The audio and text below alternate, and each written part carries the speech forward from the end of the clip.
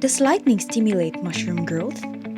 An old myth known among farmers tells that after a period of lightning strikes, mushrooms would come out the next day and be ready for harvest.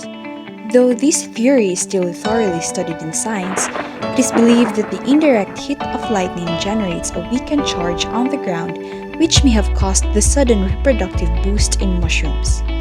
Through this concept, the researchers were inspired to conduct a study entitled Effect of High-Voltage Electrical Stimulation on Oyster Mushroom Pleurotus ostreatus in Various Substrates. The study aimed the concept of designing a device that can produce high-voltage electricity, which was consequently used to examine its effect on the yield of oyster mushroom in rice straw and sawdust substrates. The main component in the device was the high-voltage arc ignition generator module, which produces an output of 50 kilovolts electrical energy.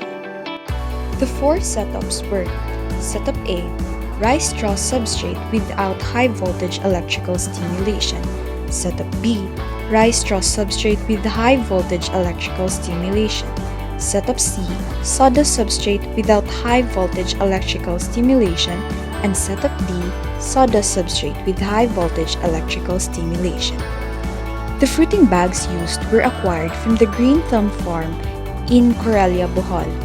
The bags were then transported to the mushroom growing house in Manga National High School, where the experiment and observation were done. The bags were kept at suitable conditions. Proper air ventilation was maintained. The temperature and humidity were also monitored. Daily misting of bags were done at least once as soon as temperature reached 29 degrees Celsius. Similarly, humidity was sustained through regular wetting of the floor. Since bugs and insects are unavoidable in organic farming, a mosquito net was attached on the ceiling and door of the growing house to lessen infestation. Another problem in mushroom cultivation is the presence of molds. Since this may be due to probable contamination, this was controlled through scraping off the affected area and disinfecting with alcohol.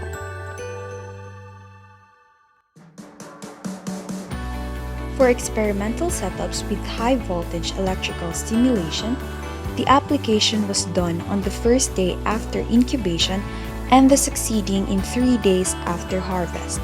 The stimulation is timed for 1 second and the wire was inserted in the back portion of the bag with at least 1 centimeter distance from the substrate.